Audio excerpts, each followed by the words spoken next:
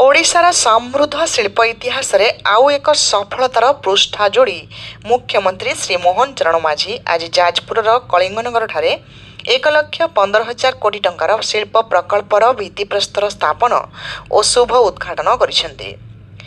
मुख्यमंत्री समुदाय 20टी प्रकल्पर शिलान्यास और 4टी नूतन प्रकल्पर शुभ उद्घाटन करिसेंती। एहा द्वारा प्राय 36,000 नूतन नियुक्ति सृष्टि होईछि।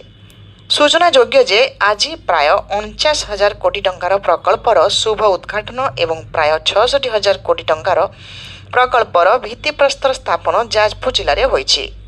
एही अवसर में मुख्यमंत्री कहिसेंति जे आजिर एही कार्यक्रम शिलान्यास नुहे कि उद्घाटन नुहे, यह हेउछि समृद्ध ओडिशार भविष्यतर निर्माण। एही सब प्रकल्प जो 36,000 नियुक्ति सुजोग सृष्टि होईछि। यह एक संख्या नुहे, प्रत्येक नियुक्तिर अर्थ हेउछि आम गाँवर जने युवकंकु आउ नियुक्ति बाहर को जीवाक पड़िबो नाही। राज्य रे नियुक्तिर एक नुआ लहर सृष्टि होईछि। मुख्यमंत्री कहिथिले जे आज कलिंगनगर ठारे 20टी शिल्पर शिलान्यास करागला। यह संभव होईछि आम सरकारक दृढ़ इच्छाशक्ति जोगु। कारण जदि इच्छा शक्ति नाही तेबे पादे आगेबाकू मध्य मनीष सक्षम होई पारे नाही। आज आम सरकार निजर दृढ़ इच्छा शक्तिर निदर्शन देखाइछंती। से कहिथिले जे मात्र 113 दिन मध्यरे देइथिबा प्रतिश्रुति आम सरकार पूर्ण करछंती।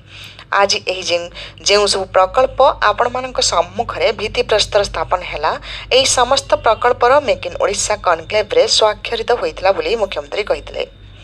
एही प्रकल्प सबु माध्यमरे लक्षाधिक ओडिया युवक और युवती निज राज्यर माटी निज स्वप्न पूरण करें। यह केवल चाकरी नुहे, युववर्गों यह स्वाभिमान, यह नुआ ओडिशार नुआ परिचय, यह समृद्ध ओडिशार अयमारंभ। से पुणी कहिथिले राज्यर शिल्प विकासर एंतुड़ीशाला हेउछि शिल्प समृद्ध कलिंगनगर। शिल्प विकास रे अग्रणी भूमिका ग्रहण करी राज्य पई एही अंचल एक दृष्टांत पलटिछि। मेक इन ओडिशा कनक्लेव उत्कर्ष ओडिशार चमत्कार सफलता फल 17 लाख कोटी टंकार निवेश आमे पाइथिलु। आउ आज वास्तवता भूमि रे दृश्यमान हेउछि जे ओडिशा आउ केवल संभावनार भूमि नुहे, यह हेउछि सीमाहीन सुजोगर भूमि।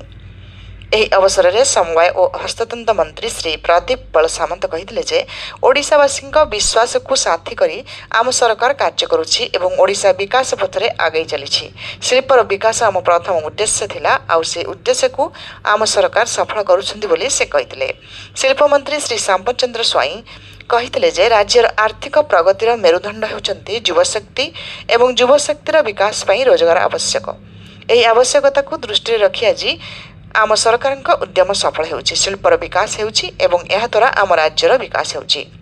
एही कार्यक्रम में जाजपुर सांसद डॉक्टर रवींद्र नारायण बेहेरा, कोरेई विधायक श्री आकाश दास नायक, बड़चणा विधायक श्री अमर नायक प्रमुखों समेत राज्यर विभिन्न शिल्प संस्थार शिल्पपति माने कार्यक्रम में जोग देइतिले।